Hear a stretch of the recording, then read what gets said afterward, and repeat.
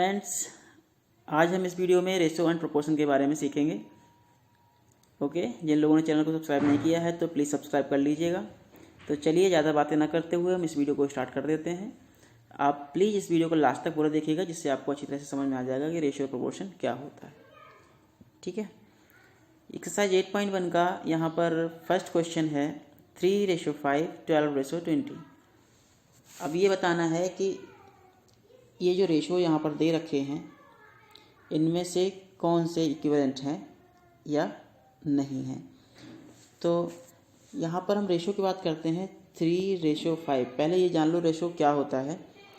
3:5 का मतलब ये है कि सपोज करो यहाँ पर आपको चीनी है ना, शुगर, और क्या लेना है, मिल्क लेना है।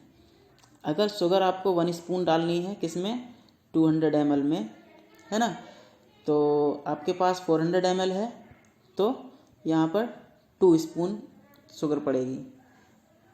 और यहाँ पर अगर 600 है तो यहाँ पर आपकी 3 स्पून शुगर पड़ेगी।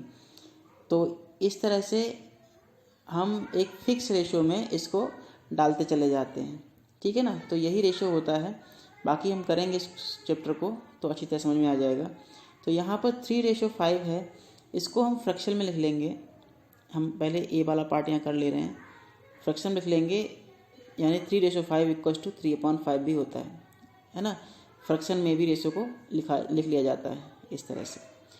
अब इसका दूसरा वाला है 12:20, 12:20। तो यहाँ इसको लिखेंगे 12/20। अब अगर यहाँ पर कट रहा है तो काट लेंगे, नहीं कट रहा है तो क्रॉस मल्टीप्लाई करके भी हम चेक कर सकते हैं कौन सा बड़ा है कौन सा छोटा है, या फिर एलसीएम लेके इक्विवेलेंट बना के भी हम इसको चेक कर सकते हैं। कई सारे मेथड हैं। तो यहाँ पर एलसीएम लेके इक्विवेलेंट बना के हम चेक करेंगे। यहाँ अपॉन में 20 है, यहाँ अपॉन में 5 है, तो 5 और 20 का एलसीएम 20 होगा। तो यहाँ पर हमको नीचे 20 चाहिए, तो किससे मल्टीप्लाई करेंगे 20 हो जाए, 5 की मल्टीप्लाई किस में करेंगे 20 हो जाए, गुड। 5 की मल्टीप्लाई 4 में होगी। जब 4 के नीचे मल्टीप्लाई हो रही है तो 4 के ऊपर ही मल्टीप्लाई कर देंगे, यानी 3 4 जा हो गया 12 और 5 4 जा हो गया 20, है ना। तो ये भी 12/20 है, ये भी 12/20 है, तो क्या हुआ, दोनों इक्वल हो जाएंगे, यानी कि 3:5 = 12:20। Got it. एक तरीका ये हो गया। इसका एक पार्ट और हम कर लेते हैं, सी वाला कर दे रहे हैं। चलो सी आप लोग कर लेना, मैं कर दे रहा हूँ डी वाला। ठीक है, डी वाले में क्या दे रखा है, 100:11। तो यहाँ पर 100:11 है, ये हमने लिख लिया। इसको लिख सकते हैं 100/11, और 1000:110 है, तो इसको भी 1000/110 लिख दिया हमने। अब क्या करेंगे, एलसीएम लेके या तो नीचे डिनोमिनेटर में इक्विवेलेंट बनाए, तो ज़रूरत नहीं है बनाने की, यहाँ 0 से 0 कट रहा है ना। अब ये भी 100/11 हो गया, ये भी 100/11 हो गया, यानी कि ये रेशो भी आपके इक्विवेलेंट होंगे। तो यहाँ पे लिख देंगे, तो इसको लिख देंगे हम 1000:110, दोनों आपके ये इक्वल हो गए। ठीक है, अब हम अगला क्वेश्चन करते हैं। इसके बचे हुए बी वाला और सी वाला आप लोग होमवर्क में कर लेना, और अगर इक्वल नहीं आए तो वहाँ पर ये इक्वल का साइन लगा के काट कर देना, इसका मतलब होता है not equal. Is that clear? ठीक है, आगे बढ़ते हैं। अब यहाँ पर क्वेश्चन नंबर 2 में दे रखा है, the marks obtained by a student in 2 subjects are given below, find which subject the student has perform well. किस सब्जेक्ट में उसने अच्छा परफॉर्मेंस किया, हमें ये बताना है। तो मार्क्स ऑब्टेन इन ज्योग्राफी में उसको 17 मार्क्स मिले आउट ऑफ 25 में, यानी इसको हम लिख सकते हैं 17:25 या 17/25। ठीक है, इसको 17/25 लिख सकते हैं। और हिस्ट्री में उसको मार्क्स जो मिले हैं वो marks obtain in history 12 out of 20, यानी कि 12/20 इसको लिखेंगे हम। अब क्या करना है कि किस सब्जेक्ट में उसका परफॉर्मेंस बेटर है, तो इसमें या फिर इसमें किस में उसका परफॉर्मेंस अच्छा है। तो 20 और 25 का एलसीएम निकालेंगे हम। 20 और 25 का एलसीएम लेंगे, कितना होगा कर लेते हैं।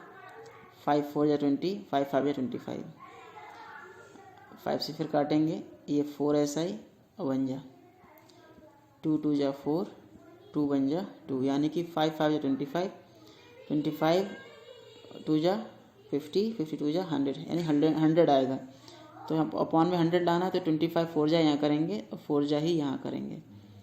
ये हो जाएगा 17 6 जा 68, 17 4 जा 68 और 25 4 जा 100, ठीक है। और यहाँ 25 जा होता है तो इंटू 5 और इंटू 5 यहाँ भी कर देंगे। तो ये हो जाएगा 12 5 जा 60 एंड 25 जा 100, ठीक है ना। तो यहाँ पर मार्क्स किस में अच्छे आए, ज्योग्राफी में मार्क्स उसके अच्छे आए। तो हम यहाँ पे स्टेटमेंट लिख देंगे एक। तो यहाँ स्टेटमेंट आ जाएगा, marks obtained bye student in geography is better than marks obtained in history. ये आप इसको नोट कर लीजिएगा, ठीक है ना। अब हम आगे करते हैं, express the following ratios in the simplest form. In ratio को हमको सिंपलेस्ट फॉर्म में लिखना है। कैसे, चलो हम करते हैं इसको। ए वाला पार्ट है ये 2 whole 1/2, 2 whole 1/2 litre ratio 600 ml। अब क्या करना है, ये यहाँ लीटर है और यहाँ पर ml है, तो हमको सब ये ml में बदलना पड़ेगा। मतलब एक यूनिट जो है वो ये लास्ट वाली जो यूनिट होती है वो सेम होनी चाहिए। तो 1 लीटर में 1000 ml होते हैं, है ना। तो 2 होल 1/2 लीटर में कितने ml होंगे, तो पहले हम इसको कन्वर्ट कर लेते हैं। यानी कि 2 2 जा 4, 4 और 1 5/2, ये हो जाएगा 5/2 लीटर रेशो 600 ml। अब लीटर को बदल लेंगे मिलीलीटर में, यानी कि हम इसमें 1000 से मल्टीप्लाई कर देंगे, यहीं पर कर दे रहे हैं। चलो 5/2 इंटू 1000 हो जाएगा और यहाँ पर लीटर का ml कन्वर्ट हो जाएगा रेशो 600 ये ml। अब 2 से काटेंगे, ये यहाँ पे आएगा 2 5 जा 10 एंड 2 0, 500 5 जा 2500, ये हो गया 2500 ml रेशो में 600 ml, ठीक है। अब क्या करना है, इसको सिंपलेस्ट फॉर्म में बोला है तो ऊपर नीचे रख के इसको काटेंगे। इसको हम लिख सकते हैं कितना, ये 2500 ऊपर आ जाएगा और अपॉन में 600 नीचे आ जाएगा। 2 0 से 2 0 कट जाएंगे, बाकी कुछ नहीं होगा। यानी इसको लिख सकते हैं 25/6, यही आंसर है, ठीक है ना। इसी तरह से यहाँ पर ये बी वाला देखो, यहाँ 550 ml है और यहाँ 3 लीटर और 300 ml, यानी 3 लीटर में 3000 लीटर होगा, 3000 प्लस 300 3300 हो जाएगा। यानी कि ये 550 है और अपॉन में 3300 है। इसको काटेंगे पीटेंगे, जो भी होगा वही इसका आंसर हो जाएगा, ठीक है ना। तो ये बी वाला अपने आप कर लेना। सी वाला भी कुछ ऐसा ही है।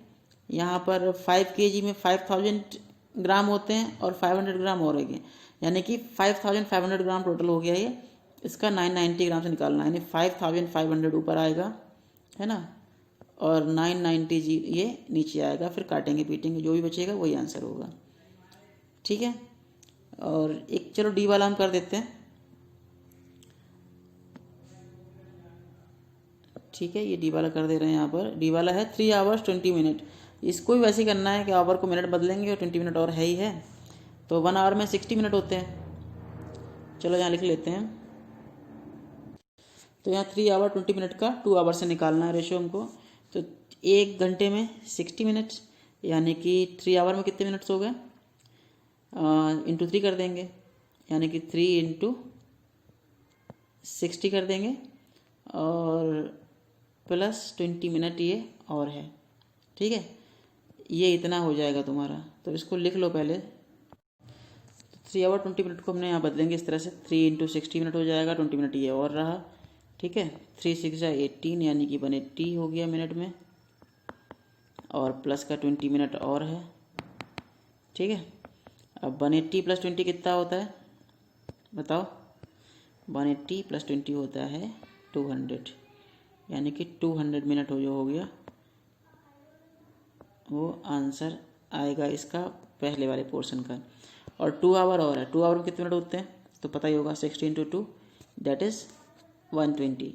यानी कि अब हम रेशियो निकालेंगे 200 मिनट का किससे, रेशियो 2 आवर में कितने होते हैं 60 इंटू 2 यानी कि 120 लिख देंगे यहाँ पर मिनट से, ठीक है।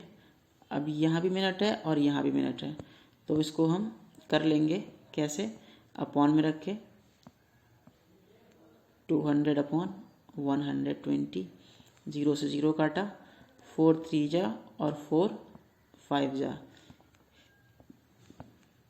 5/3, इसको हम रेशो में लिखेंगे तो 5/3, ठीक है ना, क्लियर।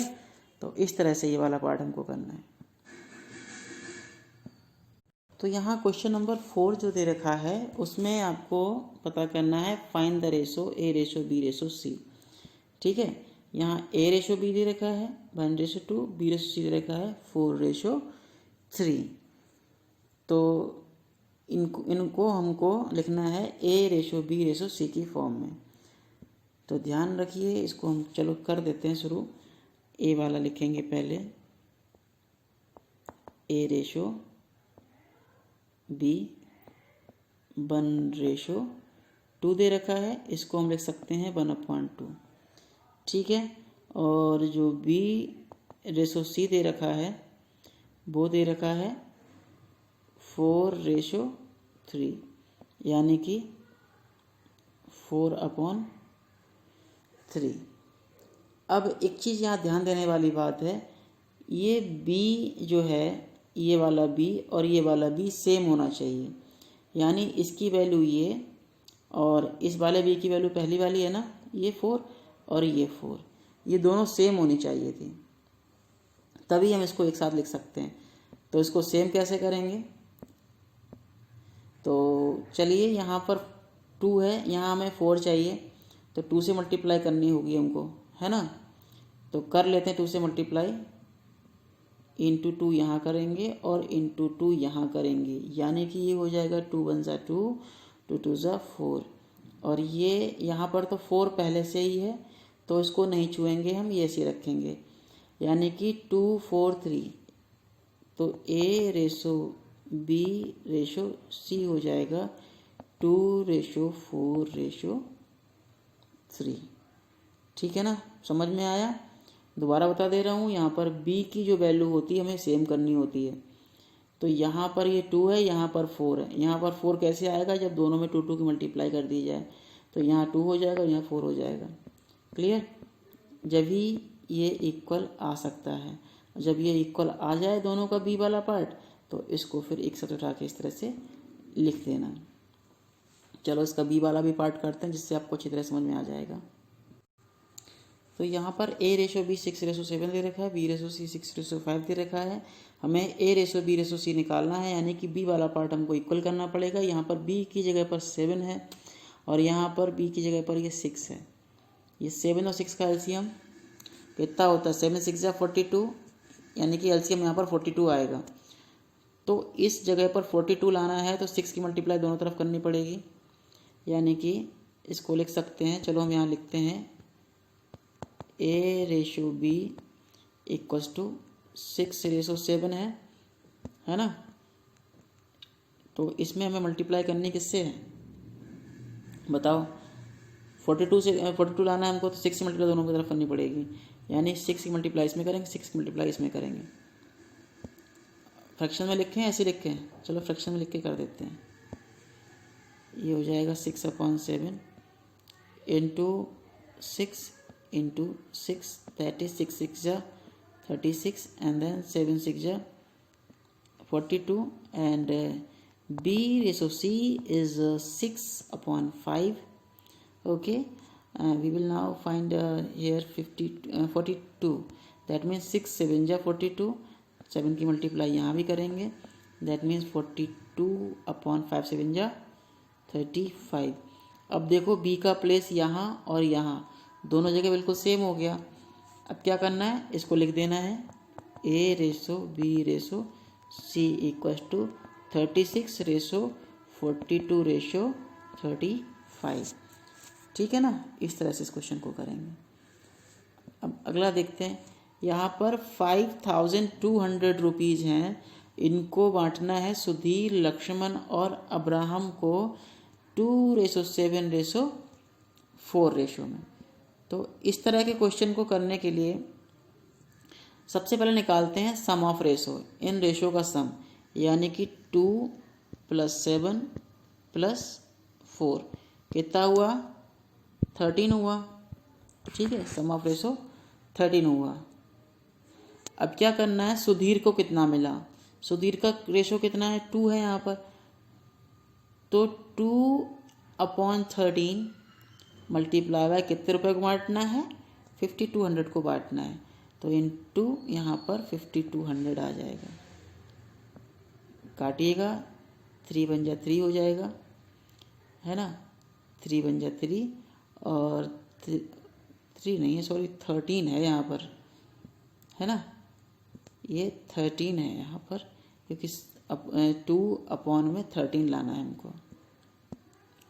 ठीक है, अब 13 बन जा 13, 13 4 जा 52 एंड 2 zeros भी आ जाएंगे इसके। ठीक है ना, अब 400 की मल्टीप्लाई 2 में करेंगे, 400 2 जा 800, यानी कि 800 रुपये मिलेंगे किसको, सुधीर को। इसी तरह से निकालेंगे लक्ष्मण के लिए, लक्ष्मण को 7 मिल रहा है आउट ऑफ टोटल कितना है 13, यानी कि यहाँ भी लिखेंगे अब हम 7 अपॉन में टोटल नंबर 13 और इनटू जो रुपया बांटना है उसको लिखेंगे। ठीक है, वही काटेंगे, 1 जा एंड 4 जा और 2 0 भी आ गए, काट दिया, 400 7 जा 2800। ठीक है, यानी कि 2800 रुपीज़ जो है वो मिलेंगे किसको, लक्ष्मण को। और अब्राहम को क्या मिलेगा, अब्राहम के हिस्से में 4 आ रहा है, तो यानी कि 4 अपॉन में टोटल सम कितना आया था, 13 आया था, इनटू 5200 कर देंगे, वही जो करा अभी तक, फिर से 1 जा 4 जा एंड 2 zeros। ठीक है ना, 400 की 4 से मल्टीप्लाई कर देंगे, कितना आ जाएगा 1600। Got it, okay. अब क्वेश्चन नंबर 6 करेंगे। यहाँ पर एक क्वेश्चन है, वहाँ कह रहा है एक बैग में 4100 चॉकलेट्स हैं, उनको पैक किया गया 3 डिफरेंट टाइप ऑफ बॉक्सेस में, 3 तरह के बॉक्स में, यानी बॉक्स 1 है, बॉक्स 2 है और बॉक्स 3 है, 3 बॉक्सेस हैं। अब यहाँ पर कुछ कंडीशंस दे रखी हैं, इन्होंने कहा था कि बॉक्स 1 और बॉक्स 2 का जो रेशो है वो 2:5 है, और बॉक्स 2 और बॉक्स 3 का जो रेशो है चॉकलेट रखने का वो 3:4 है। तो हर बॉक्स में कितनी चॉकलेट्स आएंगी हमको ये बताना है। तो सबसे पहले हम बॉक्स 1, बॉक्स 2 और बॉक्स 3 का कॉमन रेशो निकाल लेंगे। कैसे, जैसे यहाँ पर हमने ये क्वेश्चन किया था 4th वाला, ये बॉक्स 1 बॉक्स 2 हो जाएगा, बॉक्स 2 बॉक्स 3 हो जाएगा, यानी बॉक्स 2 का हमको सेम करना पड़ेगा जैसे हमने यहाँ किया है। तो हम इसको करते हैं। ठीक है, तो यहाँ पर बॉक्स 1 और बॉक्स 2 हमने लिख लिया है शॉर्ट फॉर्म में, B1 और B2, है ना। तो इसका रेशो 2:5 है, और बॉक्स 2 बॉक्स 3 को हमने B2 और B3 रख लिया है, मतलब शॉर्ट फॉर्म में, है ना, तो ये 3:4 रख लिया है। अब यहाँ पे क्या कह रहा है कि बॉक्स 2 जो ये दोनों हैं, ये दोनों नंबर ये सेम होने चाहिए, तभी तो B1 B2 B3 का रेशो निकलेगा। तो इनको हम सेम कर लेते हैं, यानी कि सबसे पहले तो इसको मिक्स में अपॉन में लिखो 2/5 और ये हो जाएगा 3/4। ठीक है ना। अब यहाँ पर 5 और 3 को सेम करना है, तो क्या करेंगे, यहाँ पर 3 की मल्टीप्लाई कर दो और यहाँ 3 की मल्टीप्लाई कर दो। इससे क्या हो जाएगा, 3 2 जा 6 होगा और 5 3 जा 15 होगा, है ना। और यहाँ पर 4 की ये 5 ना अपॉन में, तो यहाँ 5 की मल्टीप्लाई कर देंगे, यहाँ 5 और यहाँ 5। इससे क्या होगा, 5 3 जा 15, 5 4 जा 20। यानी कि ये जो पोर्शन होगा ये बिल्कुल सेम आ गया। यही हमको तो सेम चाहिए था B2 वाला। अब इसका रेशो लिख देंगे, कितना हो जाएगा देखो, B1 ratio B2 ratio B3, यानी तीनों बॉक्स का जो रेशो होगा वो कुछ ऐसा होगा 6 रेशो 15 रेशो 20। यानी कि जो 4100 चॉकलेट्स थी उनको 6, 15 और 20 के रेशो में हमको डिस्ट्रीब्यूट करना है। अब ये क्वेश्चन आपका बिल्कुल ऐसा बन गया। हम सम ऑफ रेशो निकालेंगे, फिर box 1 chocolate, box 2 chocolate, box 3 chocolate निकालेंगे। समझ गए ना। तो चलिए हम इसको करते हैं यहाँ पर।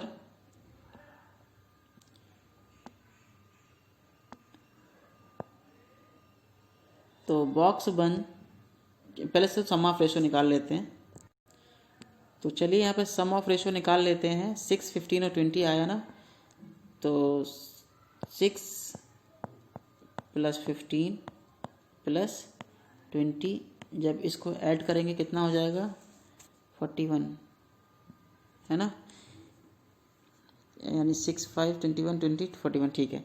अब number of chocolates in box 1, box 1 में 6 आ रही हैं। कितनी, 6 आ रही है, तो 6 अपॉन में टोटल नंबर 41 इंटू कितनी चॉकलेट भरनी है, इतनी चॉकलेट्स भरनी है हमको, ठीक है ना। तो 4100 इंटू कर देंगे, 41 बन जा एंड बन जा और 2 0, 100 6 600, यानी कि बॉक्स 1 में 600 चॉकलेट आएंगी। इसी तरह से बॉक्स 2 में निकाल लेंगे 15 अपॉन कितना, टोटल नंबर 41 इंटू 4100। अब 41 से इसको काटेंगे, फिर वही आएगा, 100 आएगा और 15 यानी कि 1500। दूसरे बॉक्स में 1500 चॉकलेट्स आ जाएंगे और तीसरे बॉक्स में कितना है, 20 है, तो 20 अपॉन 4100, सॉरी 20 अपॉन 41 और इंटू 4100। फिर काटेंगे, 1 जा आ जाएगा ये और ये आ जाएगा 100 जा, और 2 बन जा 2 एंड देन 3 zeros,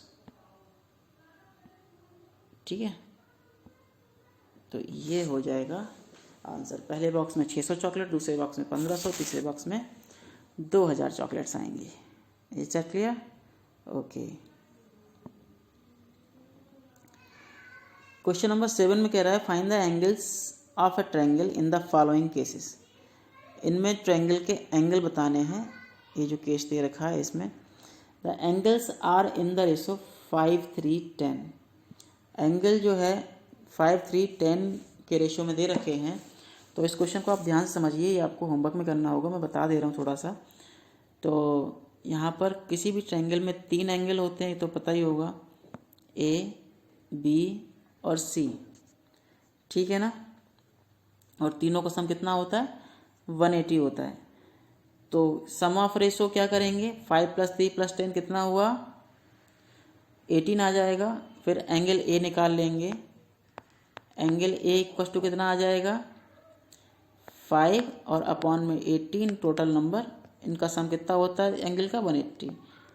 इस तरह से इसको आप करेंगे। एंगल 1, एंगल 2 भी ऐसे निकलेगा, एंगल 3 भी ऐसे निकलेगा। या करना होगा, चलो अच्छा मैं